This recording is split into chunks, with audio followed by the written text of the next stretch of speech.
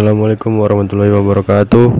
Perkenalkan, saya Zakiro Mawad Fawas dari kelas Teknologi Rekayasa Elektronika kelas malam B.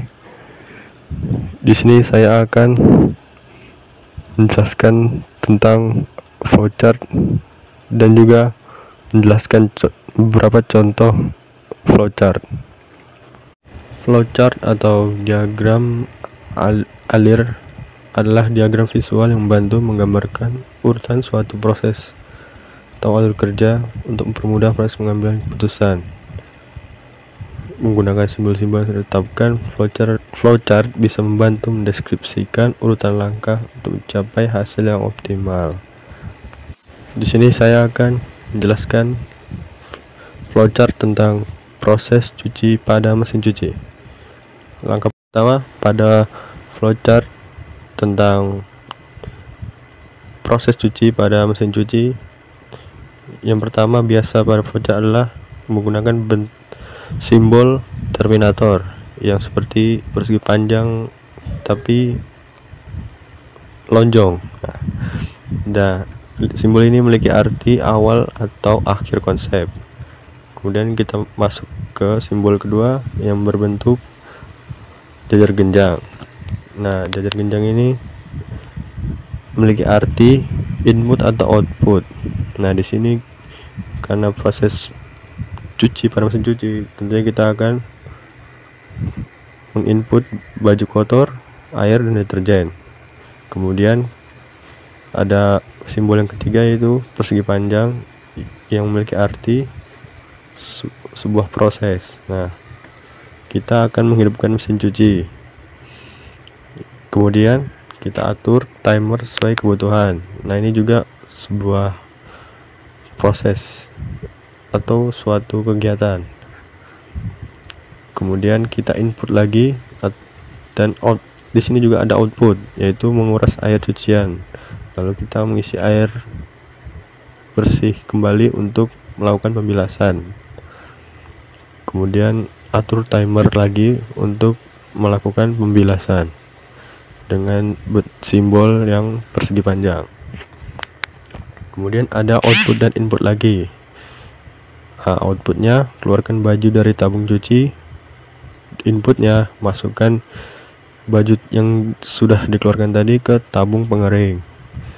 Kemudian ada simbol yang persegi panjang, artinya kita melakukan proses lagi, yaitu atur timer lagi untuk mengeringkan sisa-sisa air yang ada di baju.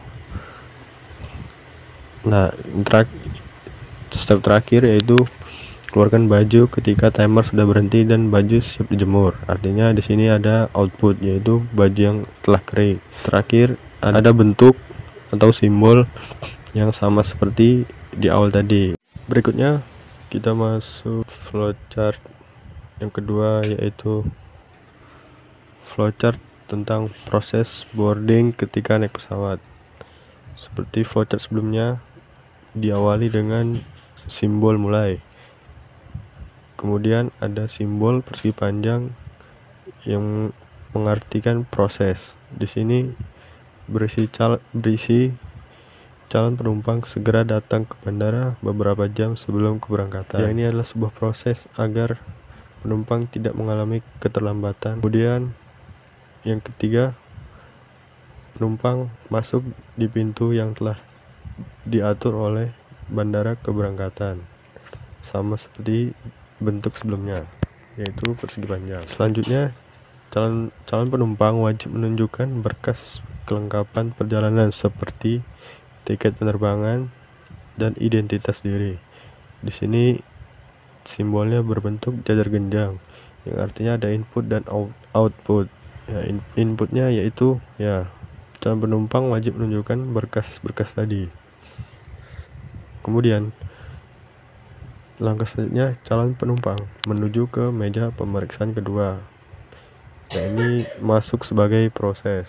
Selanjutnya, seluruh berkas akan dicek ulang dan setelah dinyatakan lengkap, calon penumpang akan diberikan surat clearance dari personel KKP. Nah, di sini bentuknya atau simbolnya berbentuk jajar genjang.